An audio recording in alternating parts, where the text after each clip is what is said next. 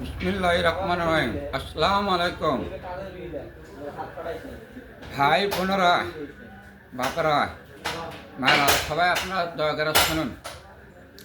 19 বছর সংসার করে এই যাবৎ পর্যন্ত আমি সব কিছু বাজার হাট হাবি দাবি সব কিছু করছি, এমনকি বাচ্চা টাচ্চা স্বামী স্ত্রী বাচ্চা টাচ্চা হয় নাই। এখন আপনারা শুনুন যে আমার নাম হলো মানিক, পিতা জাহিদুল ইসলাম, বাড়ি হচ্ছে বগুড়া ফুলবাড়ি, বগুড়া সদর ফুলবাড়ি সরকারপাড়া। পিতা স্ত্রীর নাম হচ্ছে লাভলি, পিতা মান্নান কষাই, শীতগঞ্জ বিয়ের হাটের ওপর। তা আমরা স্বামী স্ত্রী 18 বছর ধরে সংসার করলাম। সেই স্ত্রী সেই স্ত্রী কারো স্ত্রী থাকলে কারো কোনো বিশ্বাস করবেন না। স্ত্রী এমন জিনিস পরে কে পাল্লাত করলে, ভালোবাসা করলে তা সেই স্ত্রী স্বামী স্ত্রী সংসার তছনছ করে দেয়, এইভাবে সব কিছু করে দেয়। তা আমি বলছিলাম যে তুমি আমি তখন বাড়িতে যাই, স্বামী স্ত্রী সংসার করতে করতে বাড়িতে যায়। আমি তাকে সেই স্ত্রী বললাম, তুমি মোবাইল টিপো না, মোবাইল তোমার এতদিন চিকিৎসা করে আল্লাহ ফল দেয়নি, বাচ্চা টাচ্চা হয় নাই এই 19 বছরে, তুমি এইভাবে মোবাইল টিপো না, এই মোবাইল টিপার মহাপাপ, এই পাপের দায় কিন্তু আমি নিব না। তাও সেই কথা বলছি, অথচ শুনলো না। শুনলো না, না শুনে ওই মোবাইল টিপতেছে আর এমন একটা পুরুষের পরকের সাথে এমন একটা আই লাভ ইউ করছি, তাকে আই লাভ ইউ করে তাকে আমি একটা চর মাছি। আমি কি খারাপ কাজ করছি না ভালো কাজ করছি? এইভাবে কথা বলে যদি তাকে থাপ্পড় মারা যায় আর যদি মুখ খারাপ করে, স্ত্রী যদি মুখ খারাপ স্বামীর কাছে যদি করে, তাহলে সেই স্ত্রী কী হবে? সেই স্ত্রী জাহান্নামে যাবে না যাবে না?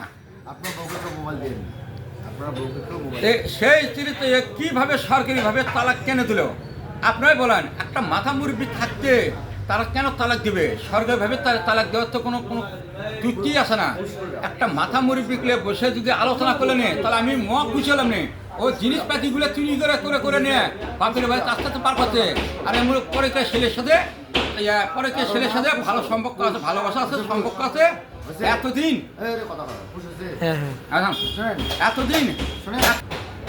বউকে কখনো মোবাইল দিবেন না। মোবাইল দিতে পারেন, কিন্তু দেখবে ফেসবুকে দেখবে, দেখবে, কিন্তু সারা রাত ধরে মোবাইল দেখলে তাহলে এইভাবে কখনো স্ত্রীর কাছে কোনো মোবাইল দিবেন না। আপনি এর কাছে একটা অনুরোধ, আজকাল আজকের স্ত্রীকে কোনো বিশ্বাস নাই, যার কারণে স্ত্রীকে কোনো বিশ্বাস নাই। স্ত্রীরা সবসময় মিথ্যে কথা বলে।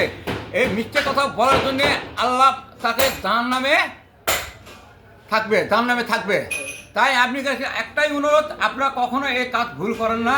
তার স্ত্রীকে কখনো মোবাইল ব্যবহার করতে দিবেন না। আপনার স্ত্রী যে মারছিলেন, আপনার স্ত্রী কাকে কি বলছিল?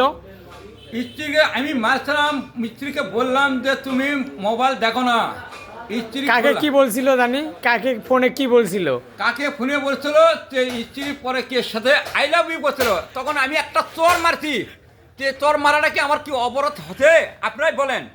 আর আমি বইয়ের জীবনও বউ মুখ খারাপ গালাগালি করে, তাকে কি চর মারা যাবে না?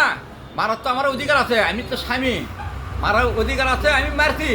আরও আমার বারবার বলছিলাম যে বাচ্চা হচ্ছে না, কতবার চিকিৎসা করলাম, বাচ্চা হচ্ছে না বলে দিকে, তাই বলে আমি 5 ওয়াক্ত নামাজ পড়বে না? স্বামী স্ত্রী তো 5 ওয়াক্ত নামাজ পড়ার তো দূরের কথা, ও তো নামাজ পড়েই না, ও খালি সারা রাত ধরে মোবাইল দেখে। এইগুলো দেখা কি ঠিক? আপনাদের কাছে একটা অনুরোধ, আমি যেভাবে বলছি সব ইন্টারন্যাশনাল সব কিছু আপনারা দয়া করে দেখেন, ছেড়ে দেন। আরও তো একটা মাথা মুরব্বিক না লে বসে আমার ভালো লাগছে না, আমার খারাপ লাগছে, ভালো লাগছে না, এটা সেটা লাগছে না, আমি খরচ পেতে দেয় না, এগুলো সম্পূর্ণ ভুয়া। সব কিছু খালি মিথ্যে।